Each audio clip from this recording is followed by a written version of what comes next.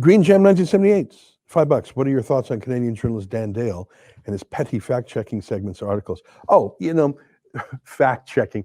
I've only read his stuff twice because once you read it once, you just say, okay, these are not fact checks. These are opinion checks.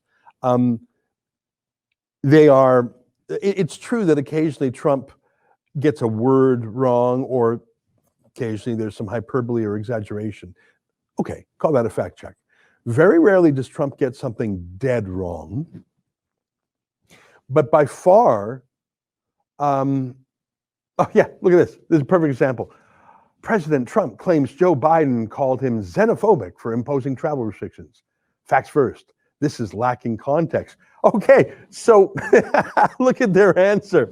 They say it's not clear Biden even knew about Trump's China travel restrictions when he called Trump xenophobic on the day the restrictions were unveiled.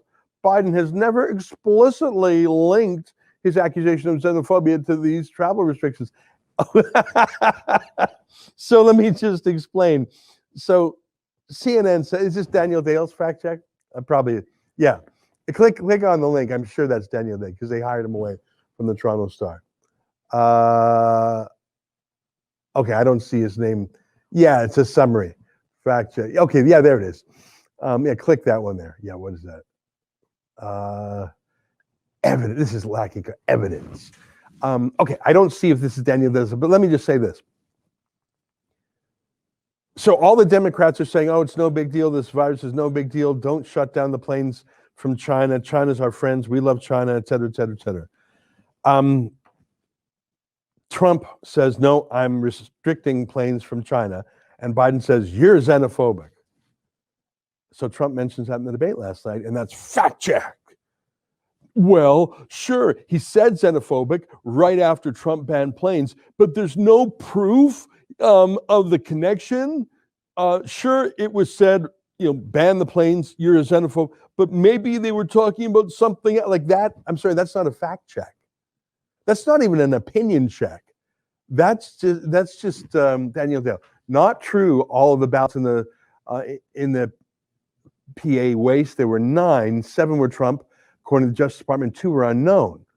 Initial press release said all 9 were Trump, but they deleted it and issued new. Okay, so hold this up here for a second. So Trump said they found a bunch of ballots in a garbage can, and they were all for Trump. And Daniel's saying, no, actually, like he's the kind of guy who said, actually, they weren't all for Trump because later they said 7 were for Trump and 2 they don't know. So he's totally the liar. Daniel Dale, he's a Canadian, of course, and he would do this kind of a fact check to Rob Ford, the former mayor of Toronto, now deceased. And he worked for the Toronto Star until he was lured away to the big time by CNN, probably doubled his pay for sure. He never fact-checked Justin Trudeau in this way because you can't do that when you're the Toronto Star and you're getting $110,000 a week from Justin Trudeau for your newspaper ballot. You can't fact-check Trudeau that way. You do that once, you get a screaming phone call from Katie Telford, the corrupt chief of staff. You don't do that again if you want your $110,000 in bailout money the next week. So Daniel Dale never did his fact-checking on Trudeau, and certainly not in this fake fact-checking. Oh, sure, they called him xenophobic. Biden has not said that riots are peaceful protests. He's called peaceful protest, peaceful protest. Yeah, no, we've been watching for 6 months, Daniel, and not only mostly peaceful. Oh, that's from CNN. That literally has a guy standing in front of a burning building saying mostly peaceful. Oh my God. Okay, let's get back to the super chats. Yeah, so that's fact checking today. They're not checking facts. They're checking opinions, which is a very different thing. That's why it's so important that Donald Trump does the fake news line of attack, because Daniel Dale is actually a more effective liar than most Democrat operatives. Unjust on Trudeau, $2. Lots of hilarious debate articles on the Babylon Bee. You are so right. Hey, Justin, could you go to the Babylon Bee's Twitter feed? They are so funny. Foul play suspected as radio antenna slowly emerges from Biden's head. That's a good one. But there's actually some even funnier ones. Trump throws Biden off his game by wearing luscious women's wig to debate. That's funny. Biden campaign calls a lit halfway through first question. Oh, man. Experts predict winner will be candidate who talks the least. There's some truth there. Scroll down a little bit more. There were a few really funny ones there. Prankster Trump swaps Biden's mask out with a Trump 2020 mask. That's funny. CNN's pre-debate poll shows Biden clearly won the debate. That's funny.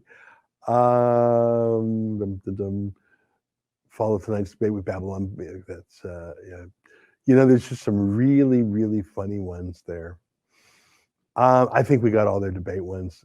Was there any up top? Was there any later than the antenna one?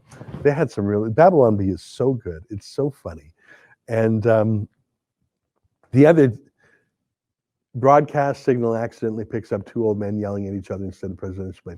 That's not bad. Can you find their one about NBA players or NFL players wearing lace collars in solidarity with Ruth Bader Ginsburg?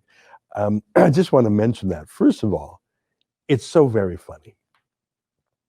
Second of all, it's only about a millimeter away from the truth. And that's where you find the biggest funny, because it's absurd and they've got this great Photoshop picture of these big burly guys wearing if you just go it's really funny, but I've seen stupider things. There's this thing called walk a mile in her shoes. I don't understand it, but it's a thing where people, I've even seen soldiers do it. Look at this. NBA players wear special lace collars to honor Ruth Bader Ginsburg. And NBA players are honoring the life of Ruth Bader Ginsburg this week by wearing pretty lace collars, just like notorious RBG used to wear. And look at those guys, and look at that photo, and look at the number of retweets and likes. First of all, that's only 1 inch away from the truth. I was mentioning this walk a mile in her shoes thing, where you get big burly guys putting on high heels, and I don't know what that's supposed to mean. Oh, I know what it's like to be a woman. Women aren't forced to wear high heels. They do so because they think it makes them look pretty, or they like the look, or how it makes them feel. The idea that men have to wear high heels, it's just so weird. But that's what I thought of there. The funny thing is that I think that was literally the most shared meme in all of Facebook for a day or so. It was so funny. And people were sharing it because it's very funny. And maybe some people were sharing it because, like I say, as satire, it was only 1 inch away from the truth. So can you find Snopes? I think it was Snopes or USA Today. It was USA Today, which is a newspaper I don't mind most of the time. Sort of centrist, sort of boring. It's one of those free newspapers you get if you're, at a hotel. Usually they slip it under your door for free. I suppose some people actually pay for USA Today, but I'd be surprised. USA Today fact-checked that NBA wears lacy. I think it was USA Today.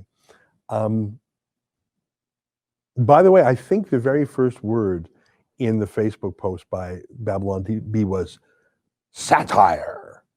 But USA fact-checked it anyways. That's very funny. All right. Don't worry if you can't find it. It's just, you've got to believe me. They actually fact-checked. Yeah, look at this. Fact check. Oh, this is, okay, similar one. I thought it was on the Ginsburg thing.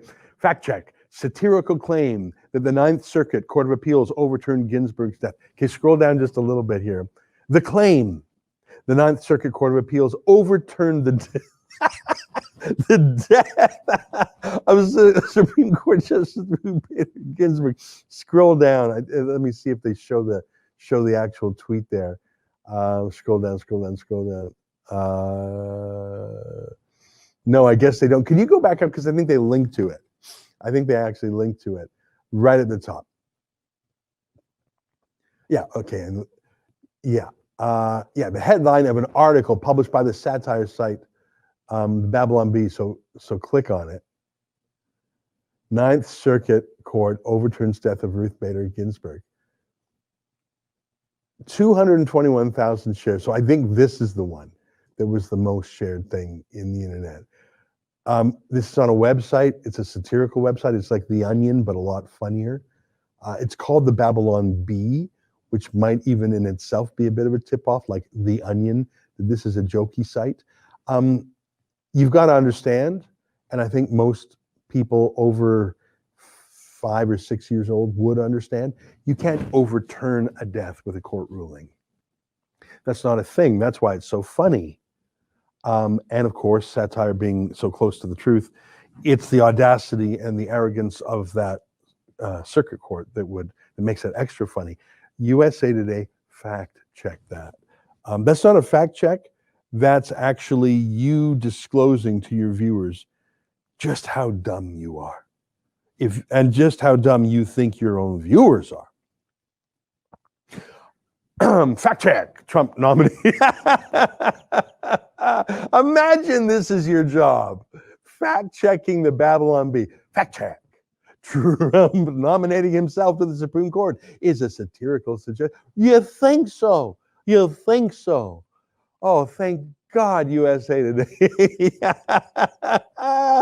Oh, thank God they're there to save me. I was so dumb, I wouldn't have known. Oh, you just scroll down. What are some other fact checks there? No evidence. Schumer called. Okay, that's a boring one. If you can find any more where they fact check jokes, oh my God, that's so embarrassing for USA Today. I mean, it's embarrassing. That's an excerpt from my daily TV show that I do live at 12 noon Eastern time. We talk about the news of the day, we play interesting viral videos, and most importantly, I take your questions that you chat to me through YouTube Super Chat. I think that's the funnest part of it. So tune in every weekday at 12 noon Eastern time, only here at rebelnews.com.